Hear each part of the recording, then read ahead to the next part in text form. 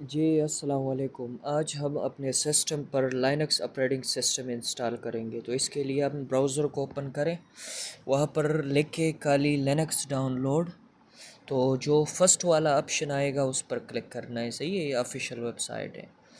तो इस पर हम क्लिक करेंगे तो हमें वेबसाइट ओपन हो गई।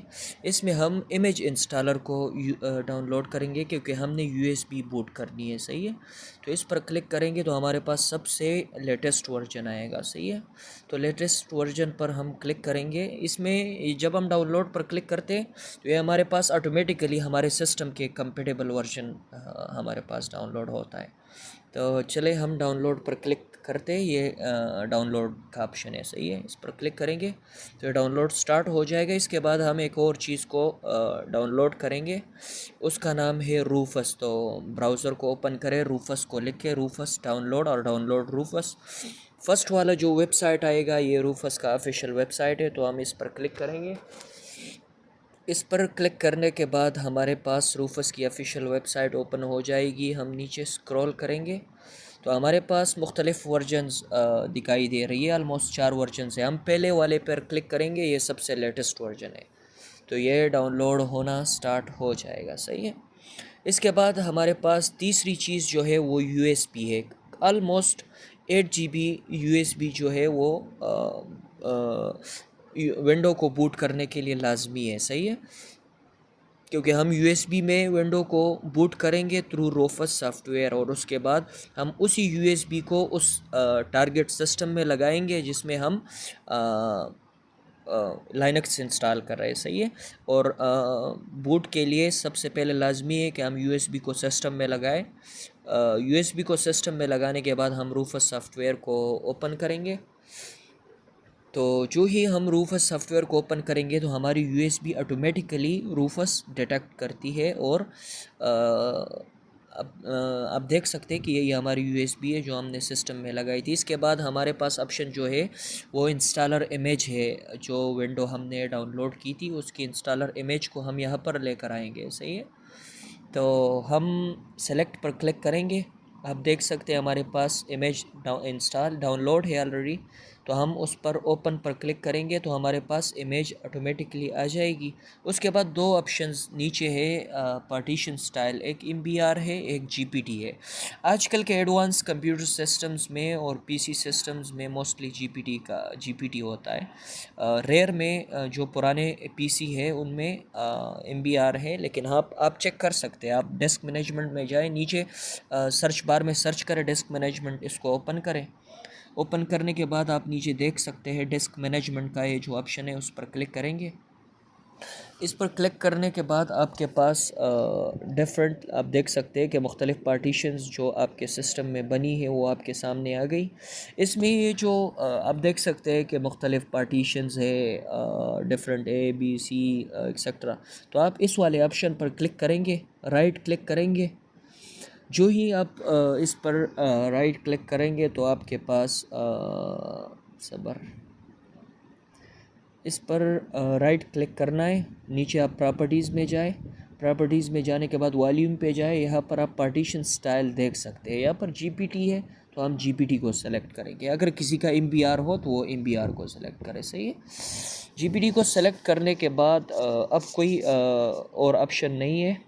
तो हम डायरेक्टली अगर किसी का एमबीआर हो तो उसने एमबीआर सेलेक्ट करना है। मेरा जीपीटी है तो मैं जीपीटी को सेलेक्ट करूँगा। सही है, और मोस्टली पुराने सिस्टम्स जो है उसमें एमबीआर होता है तो इसको ज़रूर देख लेना। अक्सर हम जीपीटी के सिस्टम में एमबीआर करते हैं, एमबीआर के सिस्टम में जीपीटी, तो फिर वो नहीं होता। सही है, तो इसके बाद हम स्टार्ट पर क्लिक करेंगे। तो इसके बाद हम ये जो ऑप्शन है इसको जो रिकमेंड, इसमें हम दो ऑप्शन है, एक रिकमेंडेड है एक दूसरा है। मैं रिकमेंडेड वन को दूसरे वन को सेलेक्ट करता हूँ। इस पर ओके क्लिक करेंगे, आगे फिर ओके क्लिक करेंगे, आगे फिर ओके क्लिक करना है और कुछ नहीं करना, कैंसिल या एक्सेट्रा ओके करना है बस। आप रिकमेंडेड को भी ओके कर सकते हैं। मैंने दूसरा ऑप्शन सेलेक्ट किया क्योंकि मुझे वो ज़्यादा एडवांस लगा, लेकिन आप रिकमेंडेड को सेलेक्ट करें तो कोई इशू नहीं है। सही है, तो ये स्टार्ट हो जाएगा और अब आप देख सकते हैं कि ये कंप्लीट हो गया। ये प्रोसेस थोड़ा टाइम लेता है तो इसलिए मैंने स्किप किया। सही है, कैंसिल पर क्लिक करना है, दोबारा स्टार्ट नहीं करना, फिर बूट स्टार्ट हो जाएगा, सही है। बूटेबल जो USB हम बनाते हैं ना, उसका प्रोसेस स्टार्ट हो जाएगा, सही है। उसके बाद आपने क्या करना है, अपने PC को ऑफ़ करना है और दोबारा पावर बटन को क्लिक करना है। पावर बटन को क्लिक करने के बाद F9 पे क्लिक करना है। डिपेंड करता है आपके सिस्टम पे, किसी के सिस्टम पे F12, किसी के सिस्टम पे F2, मेरे सिस्टम में F9 पे आता है, सही है। F9 में आने के बाद आप देख सकते हैं कि ये मैंने F9 क्लिक किया। आप सिस्टम को चेक करें, जो भी हो उस पर क्लिक करना है, सही है।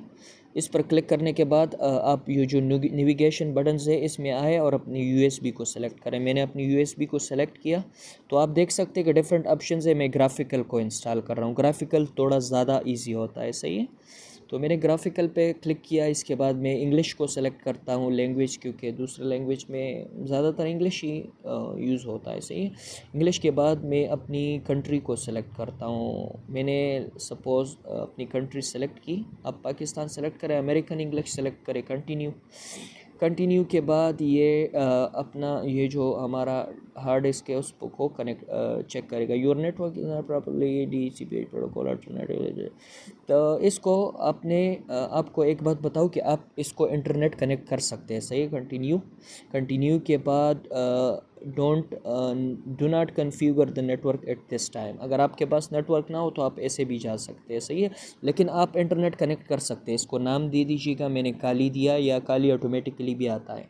इसके बाद फुल नेम दे दीजिएगा, जो न्यू यूज़र नेम है ना, तो मैंने यूज़र नेम दिया। उसके बाद मैंने नेम दिया, फिर यूज़र नेम दिया। यूज़र नेम जो भी आप चाहे आप दे सकते हैं। इसके बाद कंटिन्यू पर क्लिक करना है। कंटिन्यू पर क्लिक करने के बाद पासवर्ड देना है, सही है। पासवर्ड देना है क्योंकि आपको ये पता होना चाहिए कि लिनक्स का यूज़र नेम और पासवर्ड आपने याद रखना है। इसके बाद नेक्स्ट पर क्लिक करना है और आपने डेस्क को सेलेक्ट करना है, सही है। तो इसके लिए हम यूज़ इंटायर डिस्क, अगर आपके सिस्टम में कोई वो नहीं है, जो भी आप सेलेक्ट, आप मैनुअली भी सिलेक्ट कर सकते हो। ये जो मैं इंस्टॉल कर रहा हूँ तो ये फ्री स्पेस है, या इंटायर डिस्क को मैं यूज़ कर रहा हूँ, इसको भी आप सेलेक्ट कर सकते हैं। नेक्स्ट आगे जाए और ये जो मेरी SSD है उसको सेलेक्ट कर सकती है, या नीचे जो दूसरा ऑप्शन है USB। तो मैं USB में तो नहीं कर सकता, उसमें तो ऑलरेडी विंडो है, सही है। तो हम अपने SSD को सेलेक्ट करेंगे। उसके बाद हमने ये पता होना चाहिए कि सारी डेटा जो है वो डिलीट हो जाएगी, तो हमने ओके करना है, कंटिन्यू करना है, फिनिश द सेटअप। उसके बाद येस पे क्लिक करना है और आगे जाना है, सही है।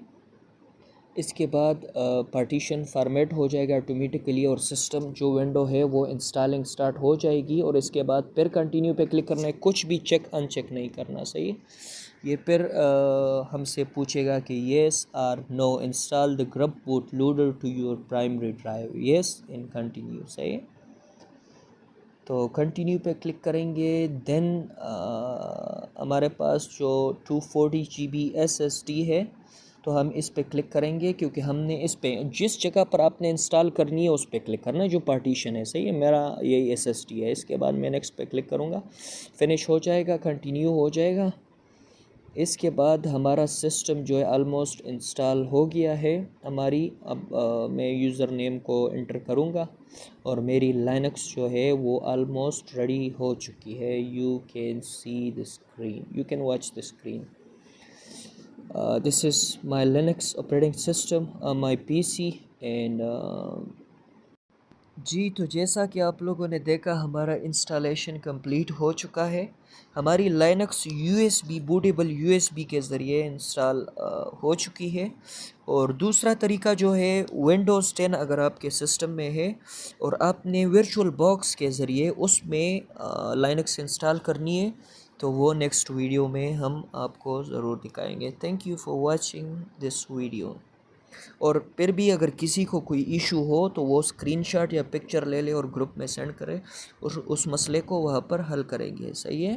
Thank you.